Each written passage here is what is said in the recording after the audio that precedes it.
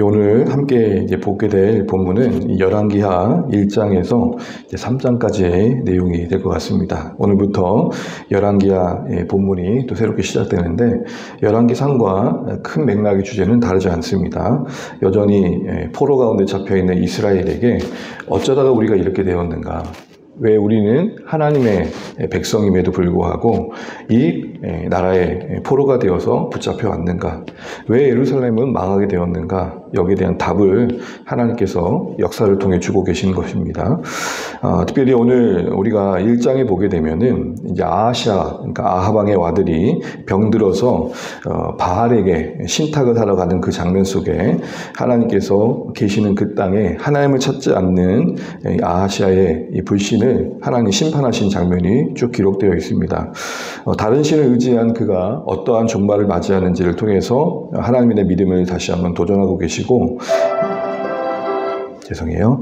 2장을 보시게 되면은 2장에서는 엘리야가 엘리사에게 그 믿음을 이렇게 이어주고 있는 장면이 나옵니다. 믿음이 계승되어지고 사역이 계승되어지는 그런 장면이 쭉 소개되고 있고요.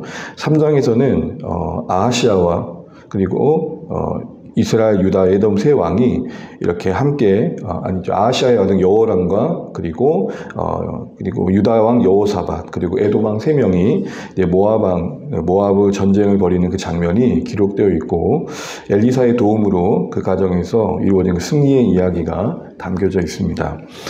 물이 없어 물을 찾고 있는 과정 속에 선지자를 찾게 되고, 선지자의 기도와 도움 속에 승리까지 얻게 되는 그런 모습이 나오고 있습니다.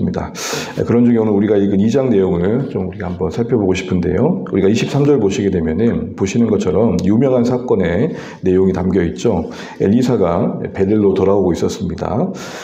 이전의 이야기를 잠깐 정리해 보면 엘리야는 엘리사를 데리고 다니면서 그가 선지자들의 공동체를 다니고 있었고, 그리고 결국 그가 하나님의 어떤 승천하심을 이루어질 때까지 계속 쫓아다녔죠. 그리고 영감에 갑절을 얻는 그런 능력을 받게 되고, 그 뒤에 이어진 여러 일들은 지금 엘리야의 능력이 엘리사와 함께하고 있다는 것들을 보여주고 있습니다. 그러는 중에 23절의 내용이 나오는데, 보시는 것처럼 아이들이 저작거리에서 엘리사를 조롱하면서 하는 말이 뭡니까? 대머리에 올라가라, 대머리에 올라가라 그럽니다. 이제껏 우리가 많이 들었던 것 중에 하나는 이제 주의 종을 업신여겼다, 그 내용을 우리가 볼 수 있다라는 걸 봤었습니다. 특별히 틀린 말은 아닙니다. 그러다 보니까 대머리어라는, 그러니까 외모를 평가했다라는 것 때문에 하나님의 종의 어떤 모든 것들을 우리가 이렇게 무시하면 안 된다, 뭐 이렇게도 이야기를 합니다. 그 조롱의 행위가 분명 선지자로 세워진 엘리사의 권위를 조롱한 것이었기 때문에 하나님께서는 암송을 통해 심판하셨다, 우리는 이렇게 이야기를 듣습니다. 그런데 조금 더 집중해야 될 것은 대머리어가 아닙니다. 23절 보시게 되면 올라가라가 되어 있죠. 그러니까 지금 엘리사가 단순히 자기 외모 하나 무시했다고 이렇게 말한 게 아니라, 그들이 이전에 엘리야를 해오리바람으로 올라가게 하셨던 그런 하나님의 일하심을 믿지 않는 그 불신을 지적하고 있는 겁니다. 오늘 우리식으로 말하면, 그래, 너희들 부활이 있다고 하는데, 그래, 죽고 다시 한번 살아봐. 죽었다가 다시 한번 살아봐. 저 떨어져 봐. 너 부활이 믿는다며. 다시 산다며. 이렇게 조롱하고 있는 겁니다. 그러니까 대머리어라고 놀려가지고 이런 일이 생긴 게 아니라, 지금 엘리야가 불병거를 타고 해오리바람을 타고 저기 승천했다라는 소문이 돌고 있는데, 야, 그게 말이 돼? 그런 어떤 불신의 시대 속에서 엘리사를 조롱하고 있는 겁니다. 너도 그 하나님의 선지자라면 그래, 너도 엘리야처럼 올라가 봐, 이렇게 얘기를 하고 있는 것이죠. 그런 불신의 시대에 하나님의 권위를 엘리사가 드러내고 있는 장면이 바로 오늘 이 장면인 것입니다. 사랑하는 주안의 여러분, 이 새벽에 우리가 이거 한 가지 생각해 보면 좋겠습니다. 이 시대가 복음 앞에 어떠한가, 또 부활의 메시지 앞에 어떠한가라는 것이죠. 과학이 발전하고 이성과 과학이 발달하면서 좀 더 현실적인 문제에 고민을 하다 보니까 이 믿음의 영역이 상당히 어떻게 보면 공론화되기보다는 개인의 영역으로 치부되어지고, 그리고 누구 앞에서, 특별한 사람 앞에서 이야기하는 게 좀 꺼려지는 시대가 되었고, 그걸 요즘도 믿어? 라는 시대를 우리가 살고 있습니다. 10여 년 정도의 교회 통계 중에 최근에 이런 내용이 들은 적이 있습니다. 개척한 교회가 4일마다 하나씩 문을 닫는답니다. 4일마다 하나씩이면 벌써 우리가 월, 화, 수, 목, 내일이면 또 하나 닫는 겁니다. 분명 교회를 세워가는, 교회를 개척하기 위해서 간판을 내걸고 사역자가 또 함께하는 어떤 멤버들이 너무 열심을 냈겠죠. 믿음으로 뭔가 시도를 했지만 그들의 어떤 믿음의 어떤 부족과 준비되지 못한 문제만은 따질 수 없는 게, 이 시대가 아무리 잘 준비돼도 복음을 받아들이지 않는 시대 속에 살고 있다는 통계가 아닌가 싶습니다. 예전에는 옛 선배들이 그런 말을 한 적을 들었습니다. 연 목사 옛날에는 그래도 이렇게 십자가 내걸고 기도처서로 이렇게 만들면 사람들이 왔어. 하도 사는 게 힘들고 지치고 그러니까 신이라도 찾아야겠다고 오는 사람들이 있었다고.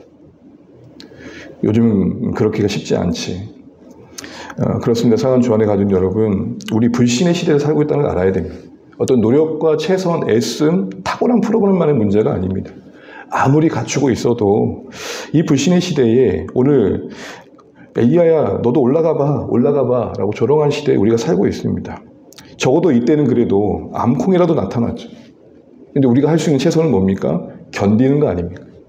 그렇게 조롱하는 이들을 기다려주는 거고, 믿지 못하는 그들을 향한 신실한 섬김 아니겠습니까? 그런 가운데 오늘 엘리사는 25절 말씀을 보시게 되면 갈멜 산으로 갑니다. 사마리아로 돌아갑니다. 단순히 그쪽으로 돌아갔다는 게 아니라 엘리야가 그 불신의 한복판에서 이스라엘의 수도였던 사마리아에서 섬겼던 그 자리로 돌아가고 있습니다. 사랑하는 주 안에 가진 여러분, 우리가 보여야 할 믿음이 바로 이런 믿음입니다.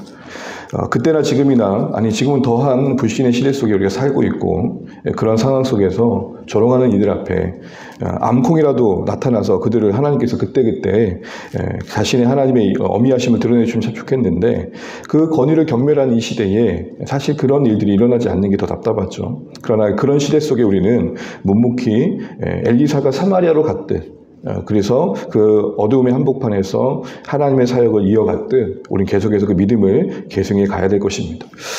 엘리야에게 있던 겉옷이 엘리사에게 전달됐습니다. 그래서 엘리사는 그 조롱하는 시대에도 변함없이 그가 있어야 할 자리로 가고 있습니다. 오늘 우리는 무엇을 물려받았고 또 무엇을 물려주고자 하는지를 돌아보면 좋겠습니다. 아침에 다 살펴볼 수 없지만 여러분 잘 알고 계시는 본문이니까요. 2장에 보게 되면은 엘리야가 승천하기 전에 엘리사를 데리고 다닙니다. 어쩌면 엘리사가 쫓아다니던 거죠.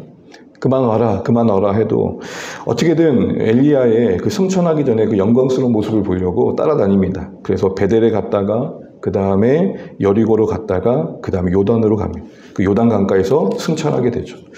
여러분 이게 어떻게 해석되어야 될까라고 할 때 베델과 그리고 여리고와 요단 이 순서는 바로 여리고의 역순입니다. 아니 여호수아의 전쟁의 역순입니다.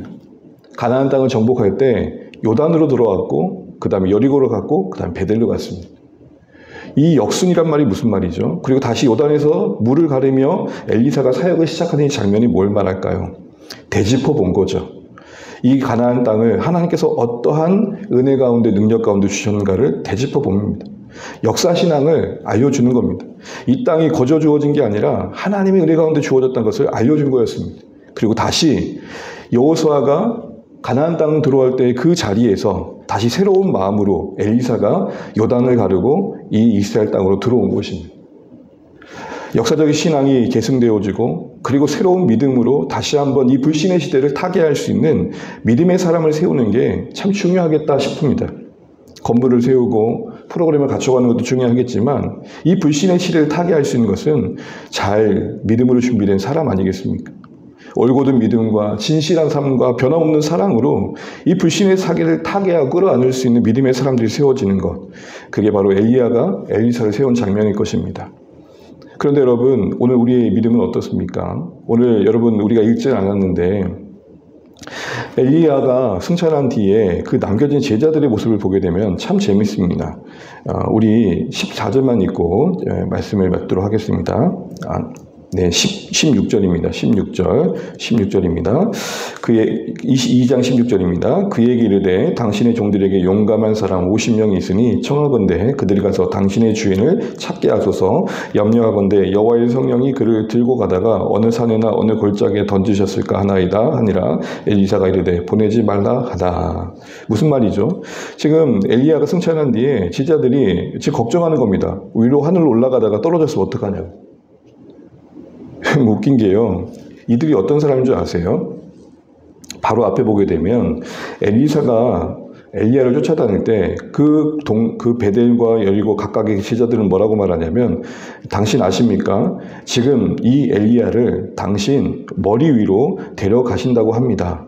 그러니까 그 승천의 소식을 이미 들은 거예요. 엘리야를 통해서. 그런데도 그 현실을 마주한 현실 속에서는 혹시나 올라가다 떨어졌으면 어떻게 이렇게 말하는 빈 무덤 앞에서 예수님의 시체가 없어졌다고 울고 있는 제자들과 다르지 않은 것이죠.